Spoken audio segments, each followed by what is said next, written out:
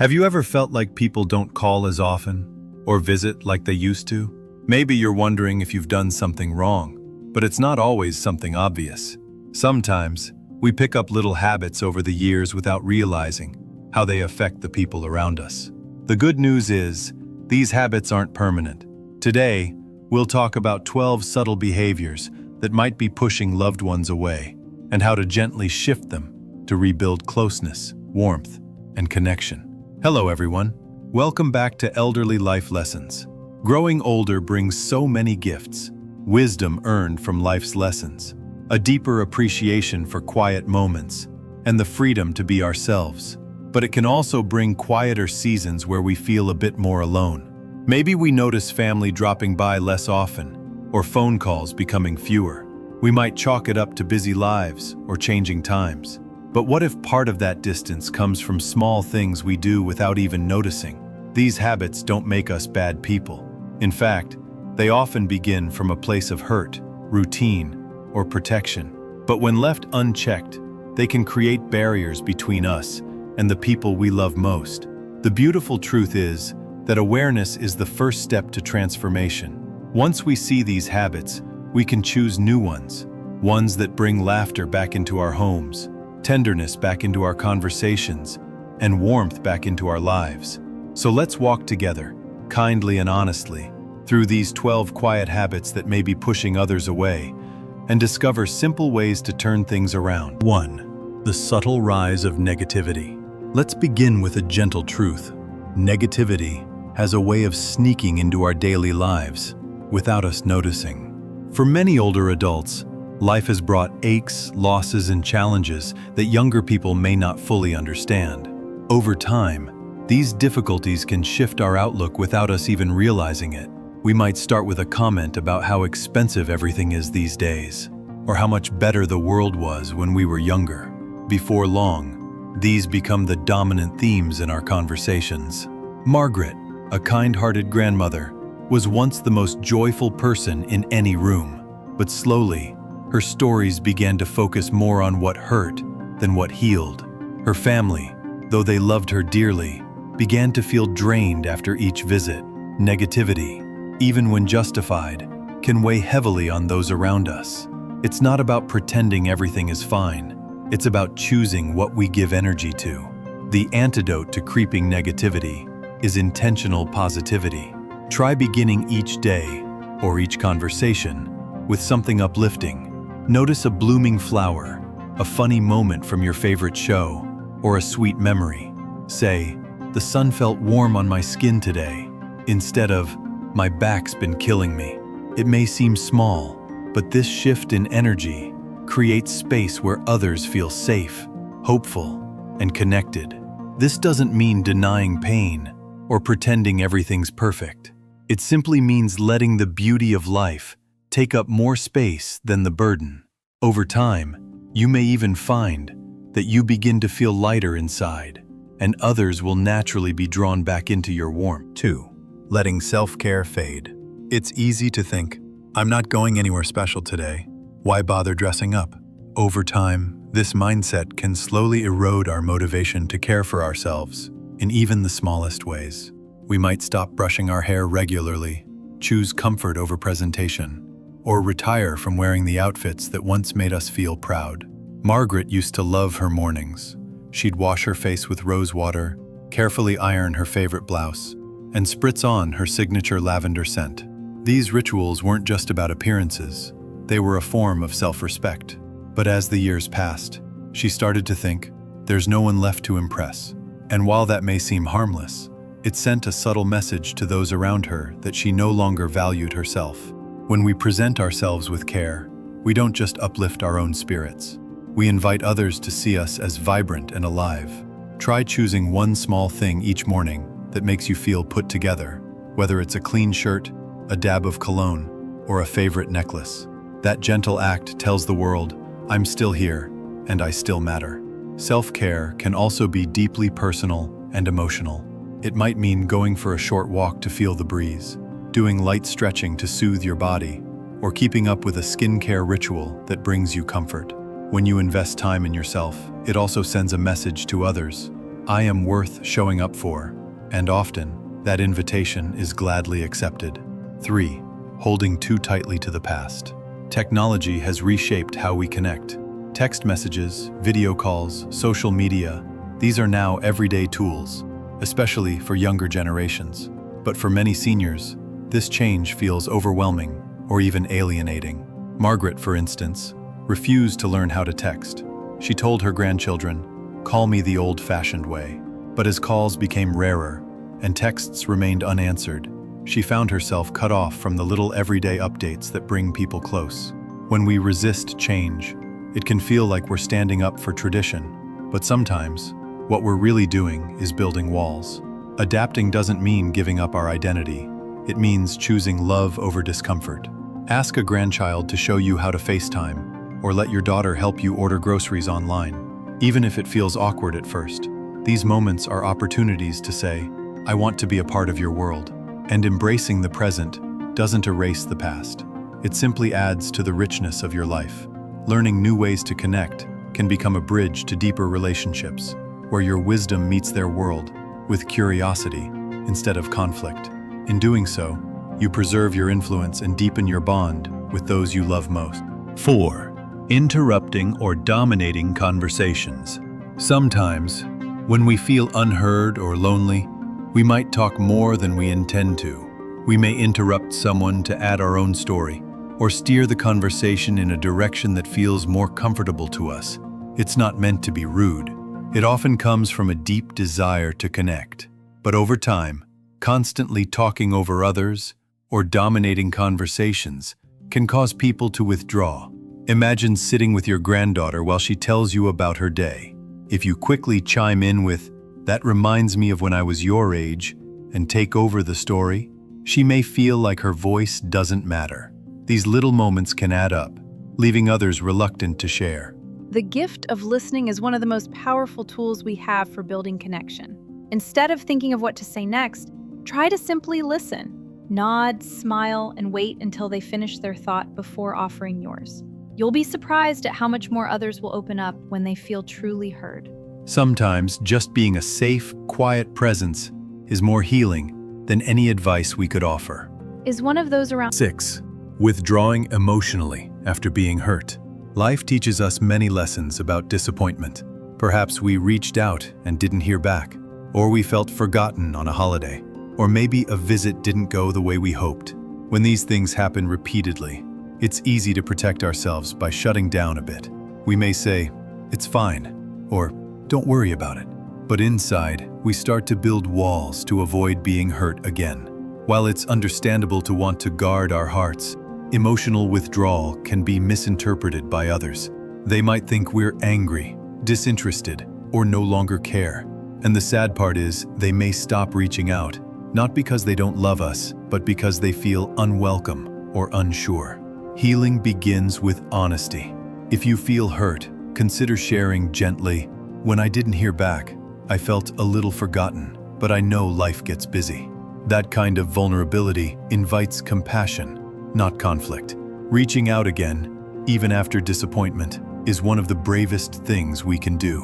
It tells others, "You're still important to me," and it gives the relationship a second chance to grow, stronger than before. 7.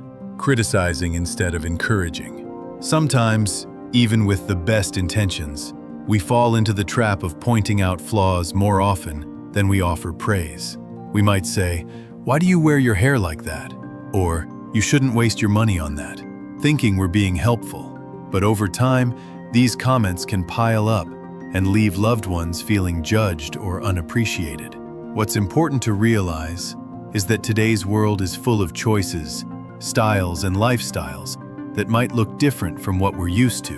Younger generations may experiment with new ideas or take different paths.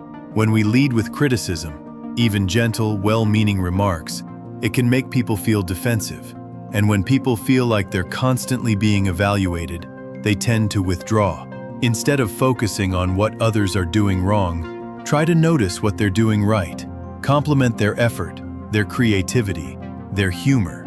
Say things like, "I'm proud of how hard you're working," or "That color looks beautiful on you." Encouragement builds connection. It tells your loved ones, "I see you and I'm on your side." This kind of emotional support becomes a magnet. People will want to be around you, not out of obligation, but out of comfort and love. Sarah had always prided herself on her fiercely independent spirit, a trait that had served her well throughout her life. She navigated challenges on her own, solving problems and carrying burdens without a second thought. This independence was a source of strength until the day she found herself struggling profoundly with a bag of heavy groceries. When a kind neighbor offered assistance, her immediate, almost reflexive response was, "Oh no, I'm quite all right, thank you." She managed to make it home, but later, aching and utterly alone in her quiet kitchen, the realization dawned. By so consistently rejecting offers of help, even small ones, she was inadvertently pushing people away. She was denying them the very human act of giving, of connecting, through shared vulnerability and mutual support. 8. Avoiding new experiences. As we get older, we often find peace in routines. But if we stop trying new things altogether, we might unintentionally send the message that we're not interested in growing, exploring, or participating. This can cause others to stop inviting us or involving us in fresh experiences.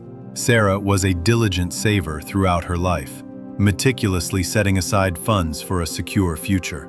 Her prudent nature meant she often skipped opportunities for travel, declined invitations to dinners out with friends, and deferred engaging in new hobbies or classes, always telling herself, "I'll do that later when I have more saved." She believed she was acting responsibly. One quiet day, however, as she looked around her comfortable but somewhat uneventful life, a poignant question arose in her mind. What exactly am I saving for? She realized that while her bank account might have been growing, her experiences, her connections, and her joy were, in a sense, being starved. Imagine being asked to try a new dish or attend a modern play, and responding with, "I don't like that sort of thing." It may seem harmless, but repeated refusals can make loved ones feel like we're closing the door to their world. Over time, they may stop asking, not because they don't care, but because they assume we won't want to join. Trying something new doesn't mean abandoning who we are.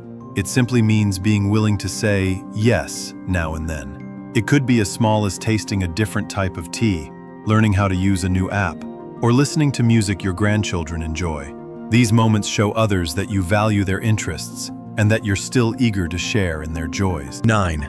Dwelling on illness and aches. The generational gap can sometimes feel vast. When Sarah's grandson enthusiastically tried to explain his favorite video games, Sarah's immediate reaction was often to scoff or offer a dismissive comment. "Back in my day," she might begin, or "What a waste of time." While these comments might have been born of a genuine inability to understand, their impact was clear. Her grandson's visits, once frequent and filled with eager sharing, began to dwindle. He sensed her disinterest, perhaps even her subtle judgment, and naturally gravitated towards those who seemed more open to his world. Generation, regardless of its age, develops its own unique passions. When we dismiss or belittle the interests of younger generations, we inadvertently create a barrier that says, "Your world isn't as valid or interesting as mine."